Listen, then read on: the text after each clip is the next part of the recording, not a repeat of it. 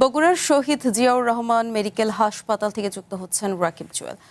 রাকিব, হাসপাতালটির টয়লেটের অবস্থা কি দেখছেন? এছাড়া আরেকটু জানাবেন যে এসব টয়লেট আসলে কতটা ব্যবহারযোগ্য, রোগী ও স্বজনরা এই বিষয়ে কি বলছেন?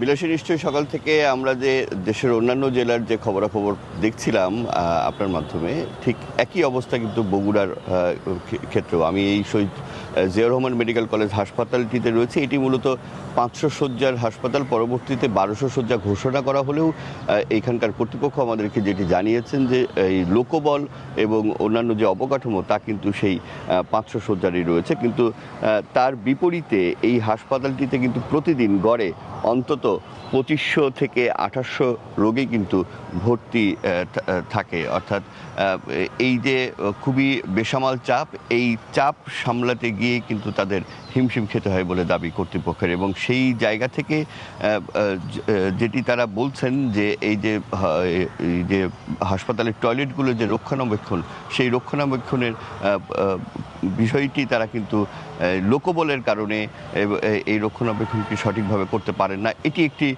উল্লেখযোগ্য কারণ। এছাড়াও কিন্তু তারা আরও একটি বিষয় এখানে করেছেন, যে নজরে এনেছেন, সেটি হলো যে হাসপাতালটির টয়লেট যারা ব্যবহার করেন, অর্থাৎ রোগী এবং রোগীর স্বজন যারা,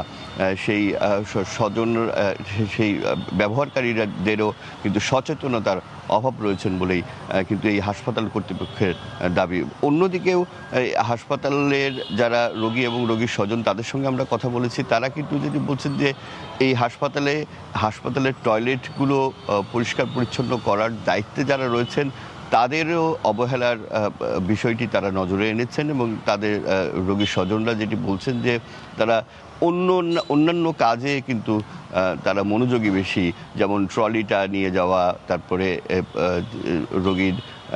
রোগীদের অন্যান্য কাজ করে যেখান থেকে কিছু পয়সা তারা আয় করতে পারেন, সেই সমস্ত কাজেও তারা কিন্তু বেশি ব্যস্ত থাকেন বলেই রোগীর স্বজনদের কিন্তু দাবি। এই হাসপাতাল ছাড়াও জেলা শহরের আরও একটি হাসপাতাল রয়েছে, মোহাম্মদ আলী হাসপাতাল, সেটিরও কিন্তু একেবারেই কাছাকাছি একই রকমই অবস্থা, এবং অন্যান্য উপজেলাতেও একই দৃশ্য আমরা দেখেছি। এই ছিল বিলাসী সবশেষ আমার কাছ থেকে বগুড়ার হাসপাতালের টয়লেটগুলোর খবরাখবর। অসংখ্য ধন্যবাদ রাকিব আপনাকে।